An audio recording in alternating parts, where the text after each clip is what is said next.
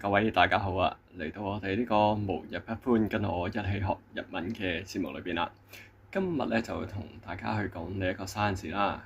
大家應該咧都見到呢支係鉛筆啦。咁我哋日文咧其實咧就係叫做鉛筆。鉛筆。鉛筆係啦。鉛筆咧就係我哋嘅中文啦、廣東話嘅講法啦。日文咧就係叫鉛筆。鉛筆係啦，鉛筆。如果我哋話呢支係鉛筆嘅話咧，就係これは鉛筆です。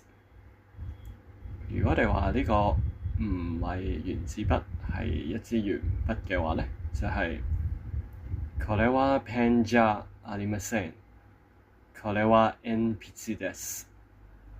係啦，大家可以記住啦，或者可以睇翻我哋上一條片咧，都有介紹過呢個 pen 呢個日文嘅。係啦，如果大家鍾意我哋嘅頻道嘅話咧，歡迎大家去 like、share 同埋 subscribe 我哋呢個 channel。下次再見，拜拜。